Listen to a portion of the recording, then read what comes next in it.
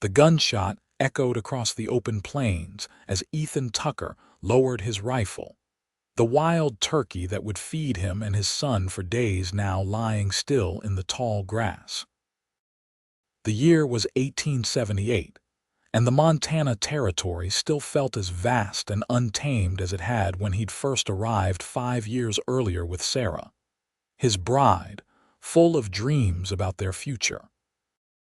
Now those dreams lay buried beneath a simple wooden cross behind their modest ranch house, alongside the infant daughter who had followed her mother to the grave during a brutal winter 2 years ago.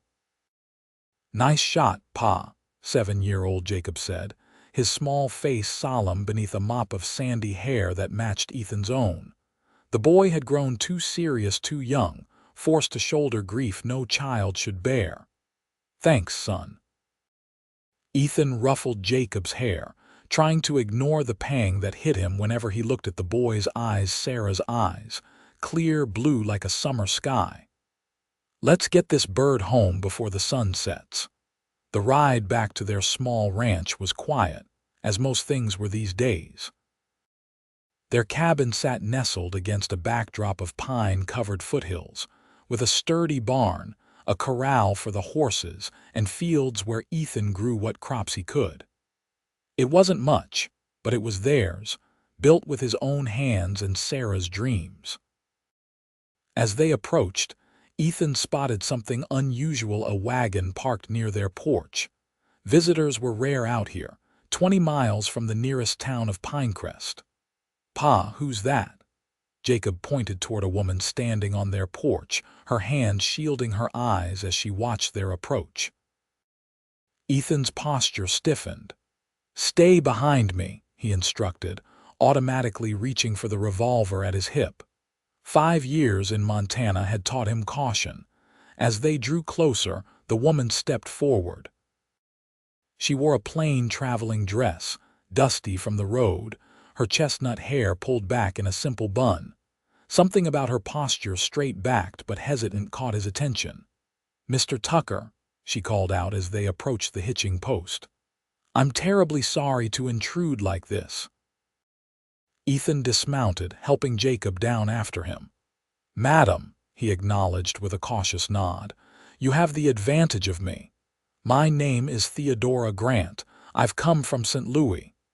She stepped forward, extending a hand that Ethan reluctantly shook. Up close, he could see she was perhaps in her mid-20s, with eyes the color of amber and a determined set to her jaw that belied her soft voice. "I'm looking for employment, and in town they said you might be in need of help." Ethan frowned. "Who in town told you that?" "Mr. Henderson at the general store." Her gaze flickered to Jacob, who was partially hidden behind Ethan's leg. A gentle smile softened her features. "Hello there." Jacob, normally shy around strangers, especially since his mother's death, peeked out. "Hello, madam." Ethan's frown deepened. He hadn't been to Pinecrest in nearly 3 weeks, and the last person he'd want meddling in his affairs was Henderson, a well-meaning but gossipy shopkeeper who'd been making none too subtle hints about Ethan needing a woman's touch around the place. "Miss Grant, Mrs.," she corrected quietly. "Though my husband has been gone these past 2 years." Something in Ethan's expression must have changed, because she hurried to add, "I'm not looking for charity, Mr. Tucker. I'm a hard worker. I can cook, clean, tend a garden, and I was a school teacher before I married. I heard you have a son who might benefit from some learning." Ethan felt Jacob's small hand tighten in his. The boy had never had formal schooling. Sarah had taught him his letters and numbers, but since her passing, Ethan had done his best, which wasn't nearly good enough. The guilt of that knowledge sat heavy in his chest. "We managed just fine on our own," Ethan said gruffly. Mrs. Grant's expression didn't falter. "Of course, I just thought," she glanced at the wagon.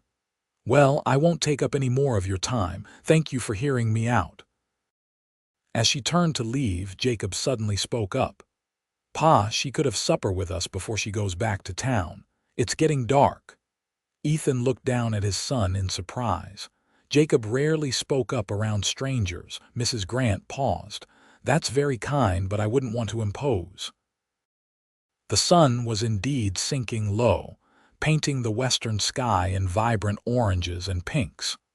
The road to Pinecrest was rough even in daylight, and there were wolves and other dangers to consider after dark. Against his better judgment, Ethan found himself saying, "The boy's right. It's not safe to travel back this late. You're welcome to stay the night and head back in the morning." Relief crossed her face. "Thank you, Mr. Tucker. I'd be happy to earn my keep by preparing dinner."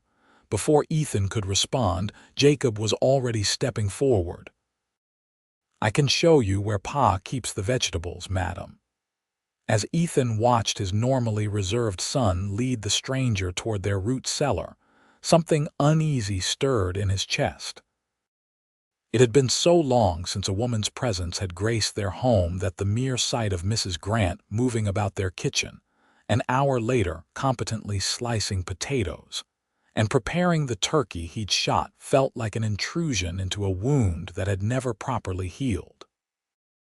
Yet as the aroma of a properly cooked meal filled the cabin for the first time in months, he couldn't deny the small comfort it brought. His own cooking was functional at best, aimed at keeping them fed rather than providing any enjoyment. "Mr. Tucker," Mrs. Grant said as she set a steaming plate before him, "would you mind if I asked how long you've been in Montana?" "5 years," he answered, watching as she served Jacob next, the care she took to cut his meat into manageable pieces not escaping his notice. "Came out from Pennsylvania after the war, wanted open spaces." "And you built this ranch yourself?" Ethan nodded, taking a bite of the turkey. It was tender, perfectly seasoned in a way his cooking never managed. "My wife and I did. Sarah had a good eye for what would make a house a home." At the mention of his mother, Jacob grew quiet, focusing intently on his plate. "It's a lovely home," Mrs. Grant said softly. "You've done well for yourselves out here." The simple compliment shouldn't have meant anything, but Ethan found himself unexpectedly touched. The ranch had fallen into disrepair since Sarah's death. The garden she'd lovingly tended was now mostly weeds, the curtains she'd sewn hung faded and torn, and the homey touches she'd added had either broken or been put away because he couldn't bear to look at them. "May I ask what happened to your husband, Mrs. Grant?" Ethan asked, immediately regretting the question when a shadow passed over her face. "Thomas was a carpenter," she said after a moment. "There was an accident at a construction site. A beam fell." She offered a small smile that didn't reach her eyes. "That was in St. Louis. Afterward, I tried teaching again, but I needed a fresh start. The newspapers speak of opportunities out west." Ethan understood that need to escape memories too well. "And what brought you to Pinecrest specifically?" "My cousin settled here 10 years ago, Martha Wilson. She and her husband run the boarding house in town." Ethan nodded. He knew the Wilsons, decent folks who kept to themselves mostly. "Unfortunately, when I arrived last week, I discovered they've decided to sell the boarding house and move to Oregon." Mrs. Grant's hands twisted the napkin in her lap. "They've offered to take me with them, but you don't want to go," Jacob finished for her, surprising both adults. Mrs. Grant smiled at the boy. "That's right. I came west to build something of my own, not to follow someone else's dream." The resolve in her voice struck a chord with Ethan. It reminded him of Sarah in those early days, determined to carve out their place in this wild country. After dinner, while Mrs. Grant washed the dishes despite Ethan's insistence that she was a guest, Jacob brought out his slate and proudly showed her the letters and numbers he knew. The genuine interest she showed, crouching beside him at the table and praising his work, sent another pang through Ethan's heart. The boy needed more than Ethan could give him alone. Later, after Jacob had been tucked into bed and Mrs. Grant settled on a bedroll near the fire, She had refused Ethan's offer of his bed while he took the floor. Ethan sat on the porch, watching the stars and thinking. The door creaked open behind him. "May I join you?" Mrs. Grant asked softly. Ethan nodded, moving over on the bench to make room. They sat in silence for a while, listening to the night sounds: crickets, the distant howl of a coyote, the soft nickering of horses in the barn. "Your son is a bright boy," she finally said. "He is." Pride warmed Ethan's voice. "Takes after his mother that way. He must miss her terribly." Ethan's throat tightened. "We both do." Mrs. Grant didn't offer platitudes or unwanted sympathy, which he appreciated. Instead, she said, "I understand if you don't want a stranger in your home, Mr. Tucker. But I want you to know that my offer was genuine. I need work, and from what I can see, you could use help not just with household matters, but with Jacob's education." The moonlight silvered her profile as she spoke, highlighting the determination in her features. This wasn't a woman looking for a husband or seeking to replace Sarah. This was someone who, like him, was trying to rebuild a life that had been shattered.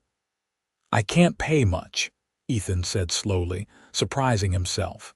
Mrs. Grant turned to him, her eyes widening slightly. "Are you offering me the position?" "On a trial basis," he clarified quickly. "1 month, room and board plus $2 a week. If it doesn't work out, it will," she said with quiet confidence. "Thank you, Mr. Tucker. You won't regret this." As she smiled at him, a real smile this time, reaching her amber eyes and transforming her face, Ethan wasn't so sure. Having another woman in Sarah's home felt like a betrayal. Yet when he thought of Jacob's rare animation at dinner, the way the boy had eagerly shown off his letters. Perhaps this arrangement could work for a time. "We rise early here," he warned. "First light." "I've never been afraid of hard work, Mr. Tucker." She stood, smoothing her skirt. "Good night, then, and thank you again for the opportunity." After she'd gone inside, Ethan remained on the porch, staring at the vast Montana sky.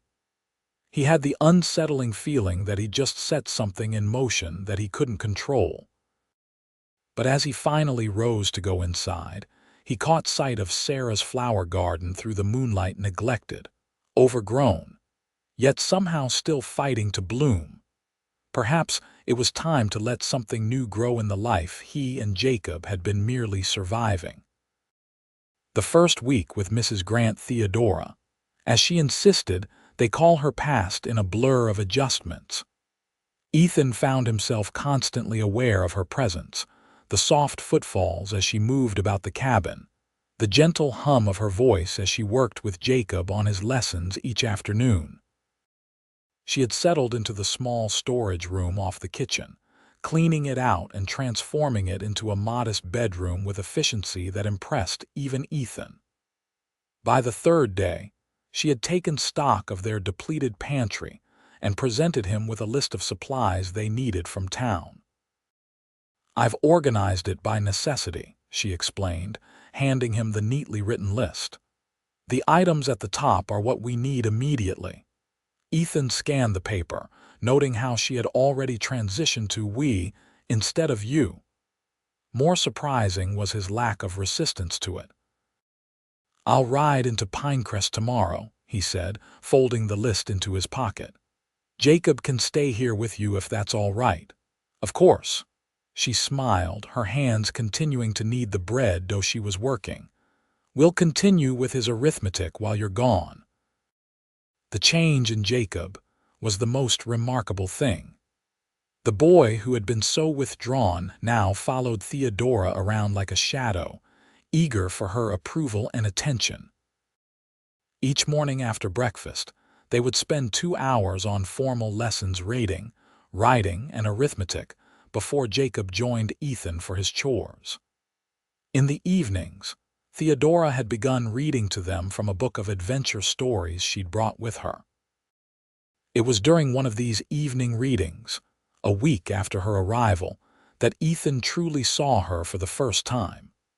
The lamplight caught the auburn highlights in her hair, her animated expressions as she read, bringing the story to life.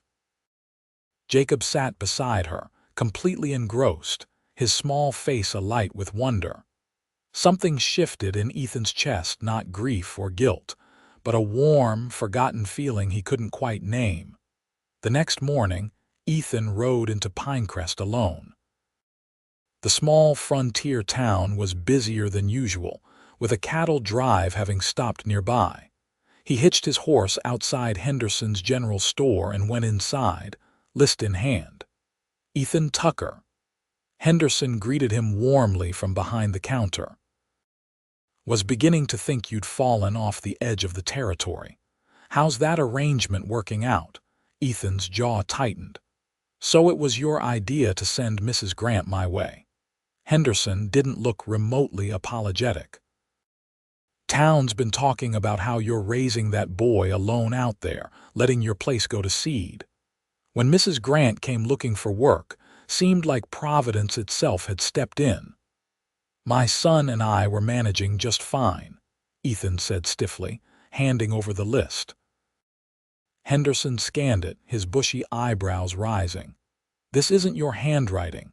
And look at that baking soda, vanilla extract, fabric for curtains. Seems like your housekeeper is making herself at home." "She's not." Ethan stopped himself. "She's helping out temporarily." "With Jacob's schooling mainly, if you say so." Henderson began gathering the items. "Martha Wilson says her cousin's a fine woman, widowed young, no children of her own. Shame that." Ethan ignored the pointed look Henderson gave him. "Just the supplies, please."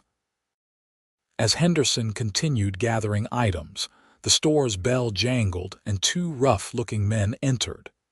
Ethan recognized them as drovers from the cattle drive, the kind of men who worked hard and played harder when they hit town. "Well, look what we have here," the taller one said, eyeing Ethan. "A real homesteader, all cleaned up for town." Ethan ignored them, focusing on his transaction. "Hey, I'm talking to you," the man persisted, stepping closer. Ethan could smell the whiskey on his breath despite the early hour. "You one of them farmers taking up all the good grazing land?" "I've got no quarrel with you," Ethan said evenly, not turning around. "Just finishing my business." The second man laughed. "Cattle's the only real business out here. Rest of you are just playing house." Henderson spoke up nervously. "Now, gentlemen, Mr. Tucker here is one of our most respected rancher." The first man spat on the floor. "Bet he's got, what, 10 head of cattle? That ain't a ranch." Ethan had faced worse than drunk cowboys during the war. He calmly paid Henderson for his supplies and gathered them into his saddlebags, intending to leave without incident. But as he turned to go, the taller drover stepped into his path. "Don't walk away when I'm talking to you, farmer." "Move aside," Ethan said quietly, but with steel in his voice. For a moment, tension crackled in the air. Then the man's companion tugged at his arm. "Come on, Frank. We got better things to do than hassle dirt farmers." Frank stared Ethan down for another long moment before stepping aside with exaggerated courtesy. "Watch yourself, rancher. Open range is for cattle, not for men playing house with their brats." The threat in his voice was unmistakable, but Ethan merely nodded and walked out, keeping his back straight. Only when he was mounted and riding out of town did he allow himself to relax. The incident left him unsettled, not for himself, but for what it represented. The frontier was changing, tensions growing between homesteaders like himself and the cattle interests. He'd heard of violence erupting in other territories, barns burned, cattle poisoned, men killed. He thought of Jacob, and now, Theodora back at the ranch, and pressed his horse to a faster pace. When the ranch came into view, Ethan was struck by how different it looked already. The porch had been swept clean, the windows washed to a sparkle. Laundry fluttered on the line behind the house, his shirts and Jacob's clothes, but also what must be Theodora's simple dresses. As he approached, he spotted them in Sarah's old garden. Theodora wore a wide-brimmed hat and had tied an apron over her dress. She and Jacob were on their knees, clearing weeds from around the perennials that had somehow survived years of neglect. Neither noticed him at first, and Ethan reined in his horse, watching them. Theodora was pointing out something to Jacob, her face animated as she explained. The boy nodded eagerly, carefully digging around a plant with the small trowel in his hands. The scene triggered a memory so vivid it stole Ethan's breath. Sarah in that same garden, a pregnant belly swelling beneath her apron, teaching a 3-year-old Jacob how to pat soil around a seedling. For a moment, grief threatened to overwhelm him. Then Jacob looked up, spotted him, and waved excitedly. "Pa's back," he called, scrambling to his feet. Theodora stood more gracefully, brushing soil from her apron. "Welcome back, Mr. Tucker. I hope your trip to town was productive." "It was," Ethan said, dismounting and leading his horse toward the barn. Jacob ran to his side, chattering about the garden restoration. "Mrs. Theodora says the roses might bloom again if we take care of them," he reported excitedly. "And we found some bulbs that are still good. They'll make flowers in the spring." Ethan glanced at Theodora, who had followed at a more sedate pace. "You didn't have to tackle the garden. That wasn't part of our arrangement."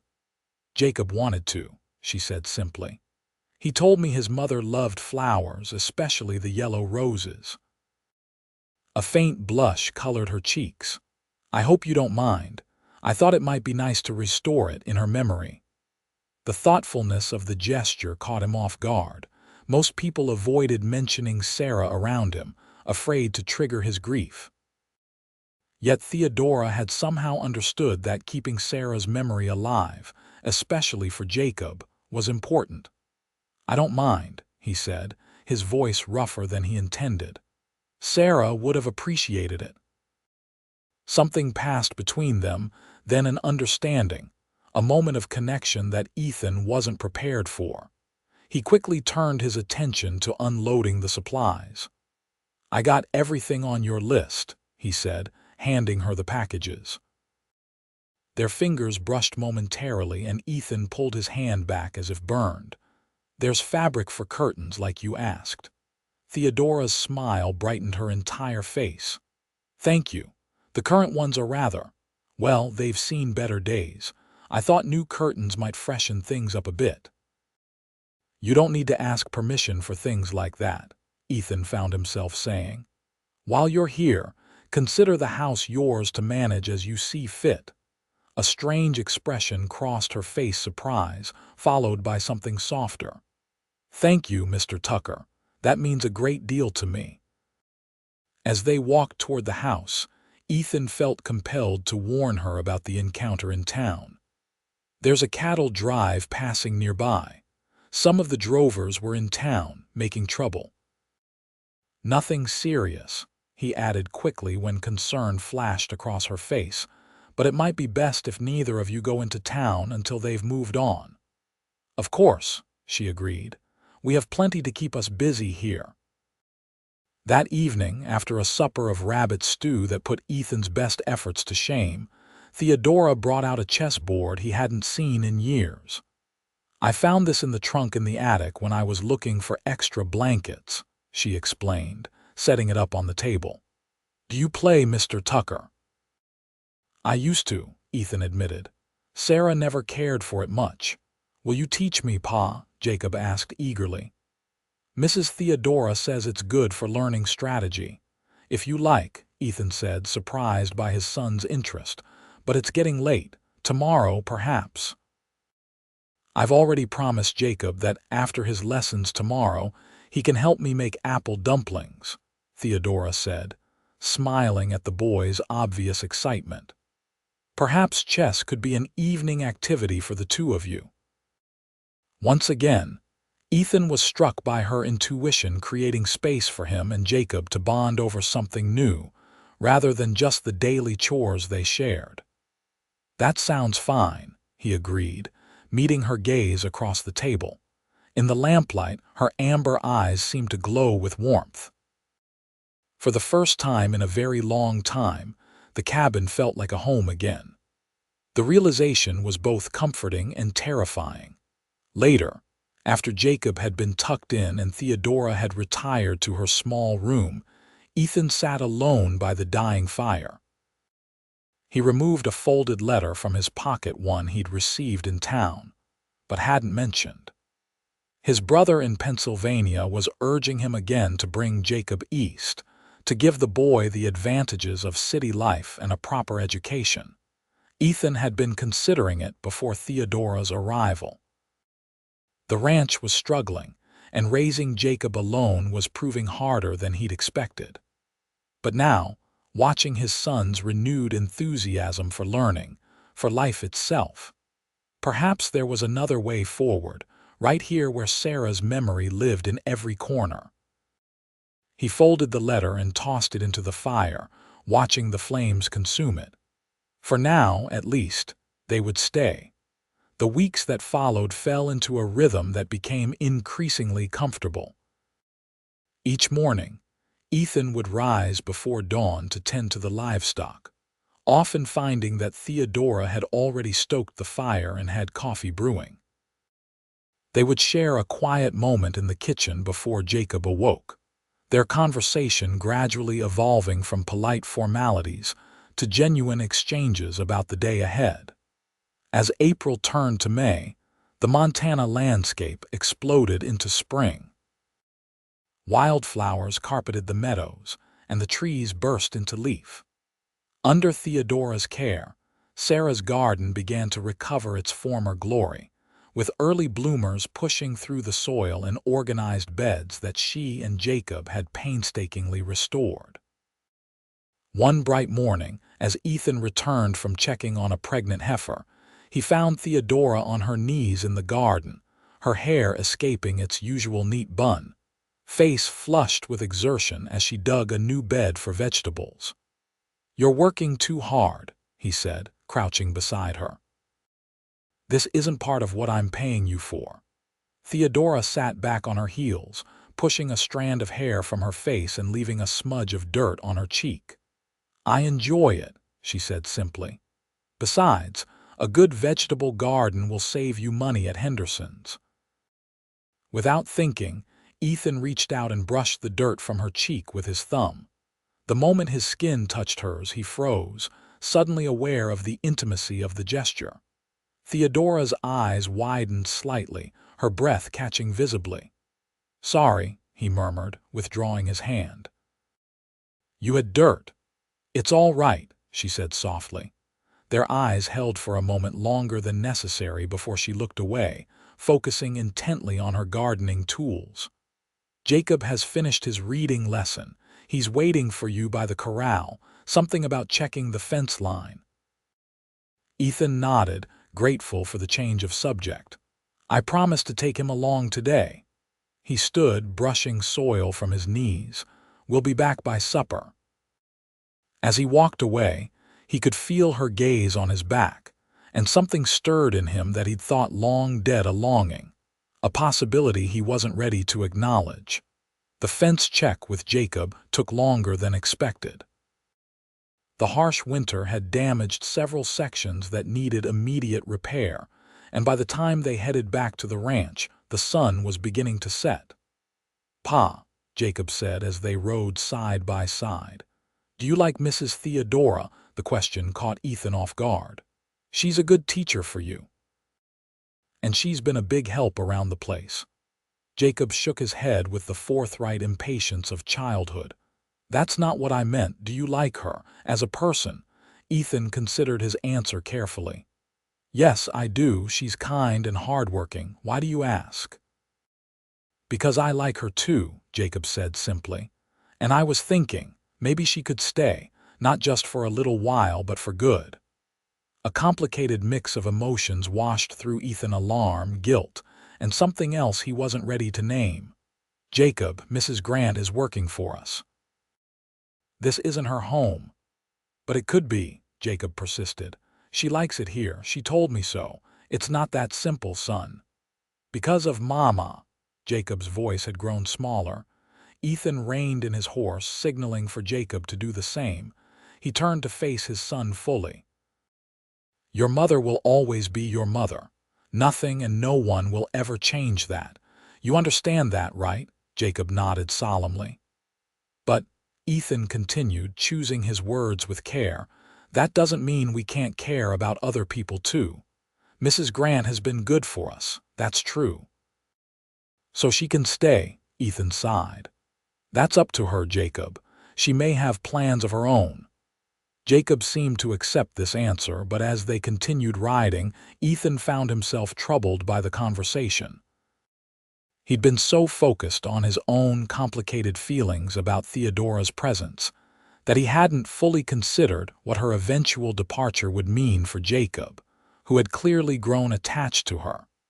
The smell of fresh bread greeted them as they approached the cabin.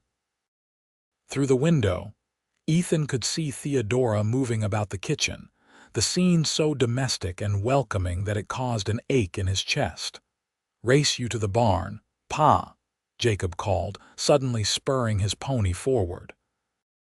Ethan let him win, watching his son's back as he galloped ahead, sitting tall in the saddle with a confidence he hadn't possessed a month ago. Theodora's influence extended beyond book learning. She had brought a steadiness to their lives that had been missing since Sarah's death. After they had settled the horses, they walked together toward the house. The evening light bathed everything in gold, making the modest cabin look almost enchanted. Theodora met them on the porch, wiping her hands on her apron. "I was beginning to worry," she said, her eyes scanning them both as if checking for injuries. "Supper's ready whenever you are." "Sorry we're late," Ethan said. "Found more fence damage than expected. It's no trouble. I kept everything warm." Her smile included both of them, but lingered on Ethan in a way that made his pulse quicken. Inside, the table was set with the cabin's mismatched dishes, but arranged with a care that transformed the simple setting. A jar of wildflowers served as a centerpiece, and the new curtains Theodora had sewn a cheerful yellow print framed the windows. Over supper, Jacob chattered about their day, his usual reserve completely absent now. Ethan found himself speaking more than usual as well, drawn out by Theodora's genuine interest and thoughtful questions. The cattle drive should be well past Pinecrest by now, Ethan mentioned as they finished the apple cobbler Theodora had prepared for dessert. "I need to ride into town tomorrow for some fence supplies. Would you like to come along? Both of you," he added quickly. "Might be nice to have a change of scenery." Theodora's face lit up. "I'd like that very much. There are a few things I could use from the store as well. And Jacob has been working so diligently on his lessons. A trip to town would be a well-deserved treat." The boy beamed at her praise. "Can I have a candy stick from Mr. Henderson's, Pa? If you help with the dishes without complaint, I'd say you've earned it," Ethan replied, smiling at his son's immediate leap from the table to gather the plates. Later, after Jacob had gone to bed, Ethan found Theodora on the porch, gazing at the stars. She had let her hair down and it fell in waves past her shoulders, longer than he'd realized. "May I join you?" he asked, echoing the words she had spoken that first night. She smiled and moved over on the bench. "It's your porch, Mr. Tucker." "Ethan," he said suddenly, "if we're going to be working together for a while longer, you might as well use my given name." Her smile deepened. "Ethan," she repeated, as if testing the sound of it. "And you must call me Theodora, not Mrs. Grant." "Theodora," he agreed, liking the way it felt in his mouth. They sat in companionable silence for a time, listening to the night sounds and watching the stars wheel slowly overhead. "Jacob asked me something interesting today," Ethan finally said. "He wanted to know if you could stay. Permanently." He felt rather than saw her tense beside him. "Oh," she said softly. "I told him that would be up to you, that you might have plans of your own." Theodora was quiet for a long moment. "The truth is, I don't have firm plans beyond finding meaningful work and building a life for myself." She turned to face him, her expression earnest in the moonlight. "These past weeks with you and Jacob, they've been good for me. I feel useful here, appreciated. It's more than I dared hope for when I left St. Louis." "You've been good for us too," Ethan admitted. "Especially Jacob. I haven't seen him this happy in a long time." "He's a wonderful boy," she said warmly. "You've done a remarkable job raising him on your own." The compliment touched Ethan deeply. "I've done my best, but there are things a boy needs that I can't provide. The education you're giving him. It means everything to me." "It's my pleasure," she said. "Truly." Their eyes met and held, and Ethan was suddenly, acutely aware of her proximity, of the subtle floral scent that seemed to surround her. For a wild moment, he thought about what it would be like to close the distance between them, to feel her lips against his. Instead, he stood abruptly. "It's getting late. We should both get some rest if we're heading to town tomorrow." If Theodora was disappointed by his sudden withdrawal, she didn't show it. "Of course. Good night, Ethan." "Good night, Theodora." As he lay in bed that night, sleep eluded him.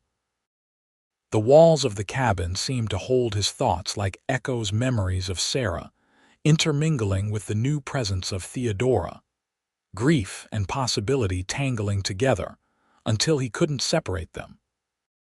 Morning came too quickly, gray light filtering through the window as Ethan rose to begin his chores. To his surprise, Jacob was already up, helping Theodora prepare breakfast. "Someone's eager for that candy stick," Ethan remarked, ruffling his son's hair as he accepted a cup of coffee from Theodora. The ride to town was pleasant, with Jacob riding his pony between them, pointing out interesting sights along the way, a hawk circling overhead, a rabbit darting across the path, wildflowers he could now name thanks to Theodora's teachings. Pinecrest was busier than usual when they arrived, with wagons lining the main street and people clustered outside the general store. "Wonder what's happening," Ethan mused as they hitched their horses. "The Wilsons mentioned a supply train was expected," Theodora said. "Perhaps it's finally arrived." Inside Henderson's store, the crowd confirmed her guess. Settlers from outlying homesteads had come to town for supplies that had been delayed by spring mudslides along the freight road. "Tucker," Henderson called over the heads of customers, "be with you shortly." "Got your fence supplies set aside already?" Ethan nodded his thanks, then turned to Theodora and Jacob. "Why don't you two look around while I settle up with Henderson? Jacob, you can pick out your candy." As they moved away, Ethan couldn't help but notice how natural they looked together, Theodora bending to show Jacob something on a shelf, his small hand trustingly in hers. The sight triggered an unexpected pang of longing. "That's a fine woman you've got there, Tucker," Henderson said, appearing beside him with the fencing supplies. "Seems to be good with the boy, too." "She's not my woman," Ethan corrected stiffly. "She's Jacob's teacher." Henderson's bushy eyebrows rose skeptically. "If you say so." "But a word of advice from an old married man: when Providence drops a blessing in your lap, you'd be a fool not to recognize it." Before Ethan could respond, a commotion near the door drew their attention. Frank, the belligerent drover from Ethan's last visit, stumbled into the store with two companions, all clearly intoxicated despite the early hour. "Thought that cattle drive moved on," Ethan muttered. "Main herd did," Henderson replied quietly. "These boys got fired for troublemaking. Been drinking away their last pay at Miller's saloon for 3 days now." Ethan's eyes immediately sought out Theodora and Jacob, finding them in the far corner examining fabric bolts. He started toward them, intending to usher them out the back door, but Frank spotted him first. "Well, if it ain't the dirt farmer," he slurred, planting himself in Ethan's path. "Brought your woman to town this time, pretty little thing." His bleary gaze had found Theodora. "Step aside," Ethan said evenly, though his body had tensed for conflict. "Or what farmer?" Frank sneered, swaying slightly. "You gonna make me?" One of his companions grabbed his arm. "Let it go, Frank. Ain't worth getting arrested over." But Frank shook him off, his attention now fixed on Theodora, who had moved protectively in front of Jacob. "Lady like that deserves better than some sodbuster's shack. What do you say, pretty lady? Want to see what a real man can offer you?" Ethan's patience snapped. Before he was fully conscious of moving, he had Frank by the collar, shoving him backward toward the door. "You'll apologize to the lady," he growled, "and then you'll leave. Now." Frank's surprise quickly turned to anger. He broke Ethan's grip and swung wildly, a punch that Ethan easily sidestepped. Years of ranch work had kept Ethan strong, while Frank's reflexes were dulled by alcohol. "Stop this at once," Henderson shouted, but neither man was listening now. Frank lunged again, and this time Ethan met him head-on, landing a solid punch that sent the drover stumbling back into his friends. They steadied him, then stepped forward themselves, turning the confrontation from a one-on-one fight to something more dangerous. "Ethan!" Theodora's voice cut through the tension. She had pushed Jacob behind her and was staring at the scene with wide, frightened eyes. The sight of her fear cooled Ethan's anger instantly. This wasn't who he was any more not since he'd left the war behind and become a father.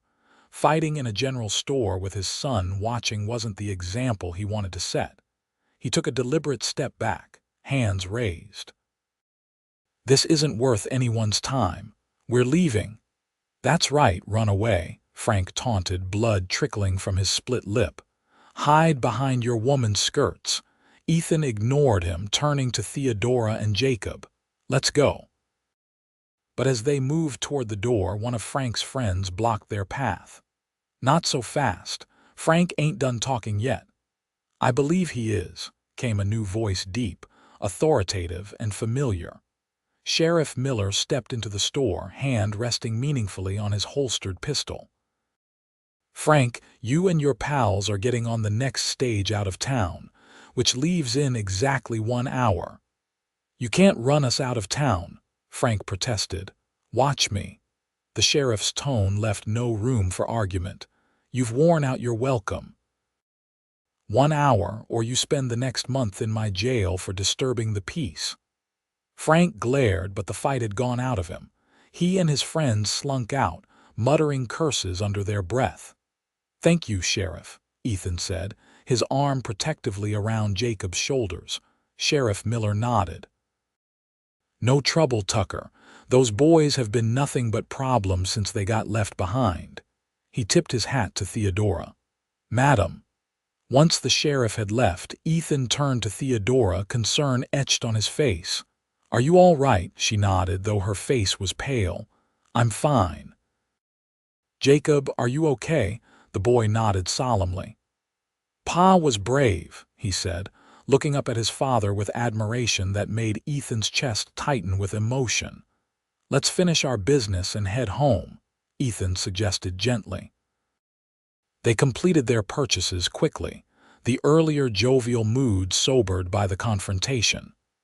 As they rode out of town, Ethan couldn't help glancing back, half expecting to see Frank and his friends following. But the road behind them remained empty. Jacob, resilient as children often are, had recovered his spirits by the time they reached the halfway point home, happily sucking on his candy stick and chattering about a book he'd spotted in the store that he hoped to read someday. Theodora, however, remained quieter than usual, her expression thoughtful as they rode side by side. "I'm sorry about what happened back there," Ethan finally said. "Those men had no right to speak to you that way." She glanced at him, a small smile softening her features. "You have nothing to apologize for, Ethan. If anything, I should thank you for standing up for me. Anyone would have done the same." "No," she said firmly. "Not anyone. It takes courage to face down men like that, especially when you're outnumbered." Her gaze shifted to Jacob, riding ahead of them. "You're teaching your son what it means to be an honorable man. That's something to be proud of." The praise warmed Ethan unexpectedly. "Still, I shouldn't have risen to the bait, fighting in front of Jacob." "You didn't start that fight," she reminded him. "And you ended it as soon as you could. There's a lesson in that, too." They rode in companionable silence for a while, the spring sun warm on their backs, the mountains rising majestically in the distance. "It's beautiful out here," Theodora said softly. "I understand why you chose this place to build your life." "Sarah chose it," Ethan admitted. "We looked at land all over the territory, but when we crested that hill over there and saw this valley, she just knew. Said she could see our future spread out before her." Instead of the usual pang of grief, the memory now brought a bittersweet warmth. Sharing it with Theodora felt right somehow. "She must have been a remarkable woman," Theodora said. "She was." Ethan looked ahead at Jacob, seeing Sarah in the boy's profile, in the determined set of his shoulders as he guided his pony. Strong but gentle too, never complained, even during that first winter when we had nothing but a lean-to and hope. "Jacob has her strength," Theodora observed, "and yours." The simple statement, delivered with such conviction, touched Ethan deeply. "Thank you for saying that." As they approached the ranch, the cabin came into view, looking more welcoming than Ethan could remember it being since Sarah's death. The curtains Theodora had sewn brightened the windows, and the garden, though still in its early stages of recovery, added color to the yard. "It looks like home," he said aloud, not realizing he'd spoken until Theodora turned to him with a question in her eyes. "It is home," she said gently.